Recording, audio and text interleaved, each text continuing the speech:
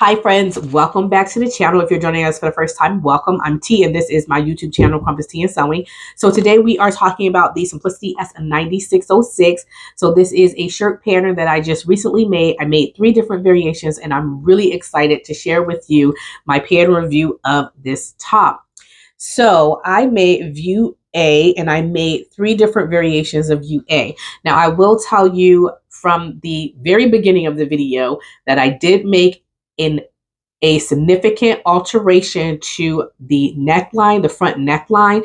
And so if you want to get this particular specific design, then go ahead and watch my my video here. I'm going to put a video up here and you can go ahead and look at how I created the facings and things of that nature for the neckline of the garment, because I did my garment a little bit different.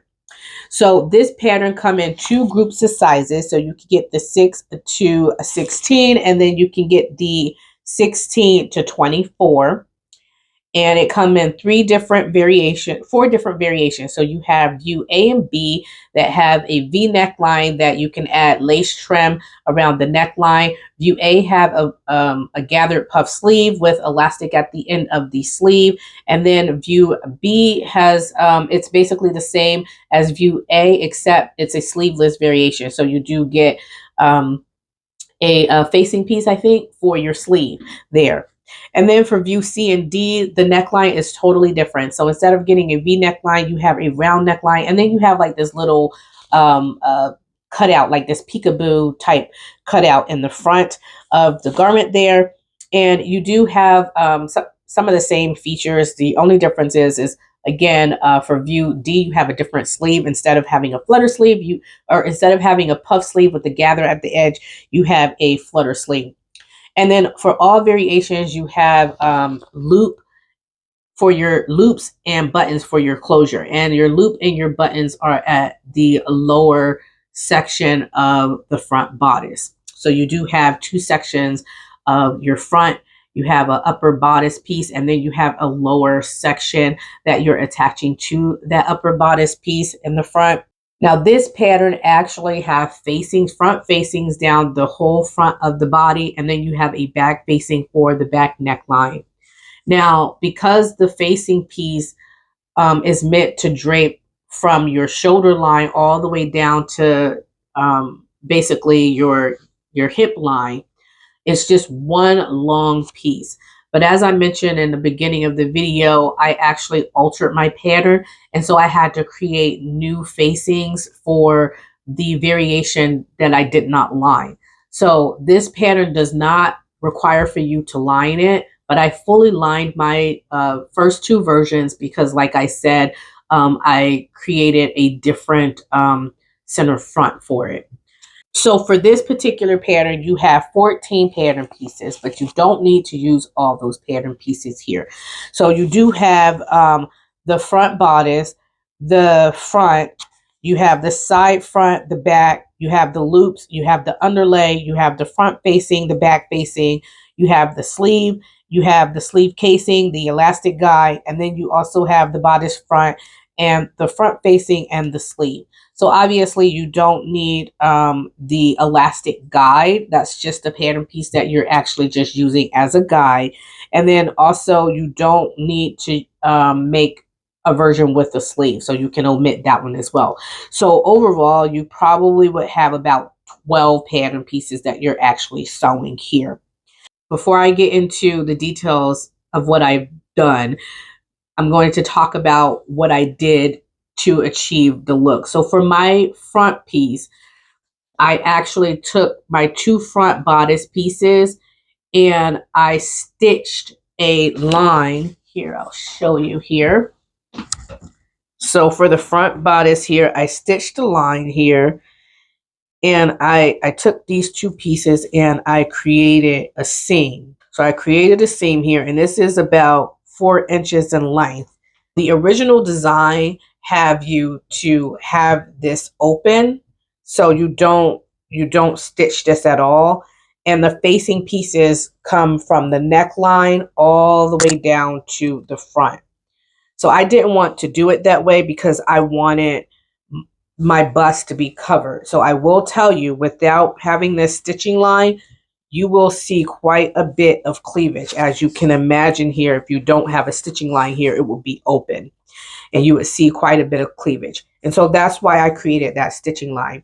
Now, creating this stitching line created this issue where I would have to address the facing piece that needed to go on the lower edge of the top, because the lower edge of the top still needed to have a facing piece. Otherwise, it will have a raw edge. So I still had to create a facing piece for the lower section for the variation that was not lined.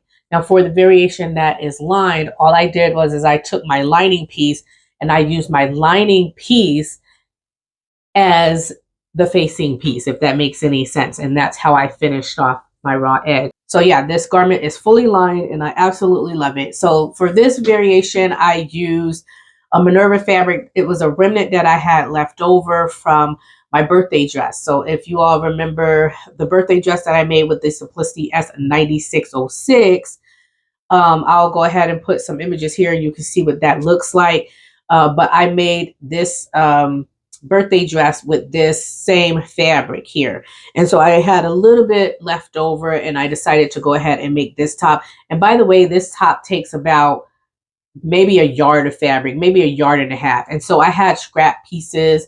So I didn't have like a full length yard of fabric, but I had scrap pieces from cutting out my birthday dress and my designs and stuff. And so I was able to use enough of those scrap pieces to put those together and make this top, which is really nice. And I really absolutely love it. So this is a charmeuse fabric. And because it is really light in weight, I did have to line it. So yeah, just keep that in mind if you decide to get this fabric. And I'll put the link to it in the description box below. But it is a really beautiful fabric and I had to line it. And that's another reason why I lined the fabric, not just because I wanted to get a center seam, but because the actual fabric needed to be lined. So I really like this. And it has like this puff sleeve and you have elastic at the end of the sleeve, which is really nice. And so that's the variation that I chose. And then I use black buttons for this one. So I have black buttons going down the center front of the garment. So for my second version, I also chose a charmeuse fabric. Now this charmeuse fabric was purchased from Joann a few years ago and I had it in my stash. So I had enough to make a skirt with this one as well, because this is a fabric that I actually purchased with the intention of making something with it instead of, you know, doing a scrap buster project. But that particular outfit, I don't really like the skirt with the shirt, but I do like them separately. Sometimes that works out. Sometimes those matching sets work out for me and then other times they don't. I'll share with you pictures and images of what it looks like, but I definitely like them independently instead of a set. So that fabric is a white and a coral pinkish type color. I was able to get these really beautiful coral pink buttons from Joann's, which I think really looks good with the garment as well. So they kind of blend into the garment, but it's still really, really fantastic together. I used a polyester white lining for that one as well. And it's really, really cool. So for that one, I didn't put the elastic in just simply because I wanted to share with you how the pattern looks with and without elastic for this particular version. After this video, I'm probably going to put elastic in the sleeve though, but I do like the way that it turned out. And again, both of these were view A. So this top that I'm wearing and then also the one with the coral pink, both of those were made with view A. And then for the last variation, this one I made out of a cotton lawn that was also a scrap buster project. So I had a few scrap pieces of fabric from the, let's see, I made a Vogue pattern. I don't remember the number, but I made a Vogue pattern about a year or so ago with this cotton lawn that was sponsored to me from Minerva. And I had a little bit of that fabric left over. And I decided again to put those pieces together and to make this top here. Now I will say for the cotton lawn version, even though it fits, it it fits differently. So with the cotton version, I've noticed that it lays differently against my body. And because of that, the shoulders, like I did a forward shoulder adjustment for this one and for the charmeuse version, and it turned out well. On the cotton lawn version, those same adjustments, for whatever reason, are hanging forward on my body instead of actually on my shoulder line. And so that is a little awkward. And I think it's because of the nature of the fabric. And like I said, with this one, it's actually resting on my shoulder. And with that one, it's coming forward. So you have to make sure that the fabric that you are using, you are doing your adjustments for that particular fabric. And it's not going to, those adjustments may not move over well from one fabric to another, if that makes any sense. Now, speaking of fabric suggestions, let me tell you what the fabric suggestions are. And they are challis, charmeuse, cotton lawns, cotton blends, crepe de chine, gingham, soft linen blends, and silky type fabrics. And you do need lightweight fusible interfacing, like I said. And then you also need elastic. And then you need 7 3/8 of an inch buttons for your for the lower edge of the top here. You can use different size buttons. I think I use a 1/2 inch button, and I think I use a 5/8 of an inch button on one. You know, whatever I had in my stash. I was just using whatever I had in my stash. And so I did use different size buttons. Those loops that they give you are very long. And so just make sure that when you're putting your loops on your garment, that you size them to your buttons, because they are very, very long loops. And so I would definitely say you would need to cut some of those, cut the size down. I think the length of each loop was like 2.5 inches, and I had to trim it down to like 2 inches or something like that. So they're very long. So just keep that in mind as well. So that is my review of the Simplicity S9606. I had fun sewing it. I did have to make a few changes to the neckline to accommodate my needs and also my style. And it's something really easy that you can do. But like I said, if you are sewing this pattern straight out of the envelope without putting a center seam on the V-neck or of the upper bodice part, then you might have some cleavage showing, especially if you are a C or a D cup like myself. For A and B cups, I'm not quite for certain. You might be able to get away with it and not have a lot of cleavage or a lot of breast showing.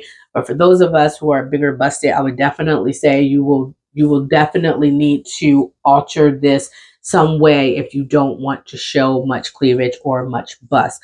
So anyway, that is my review today. If you are planning on making this pattern, let me know in the comment section below, and let me know what kind of fabric that you are considering using. I hope you all have a happy and blessed sewing week, and I can't wait to talk to you later, and I will see you all in the next video. And until next time, stay creative. Bye.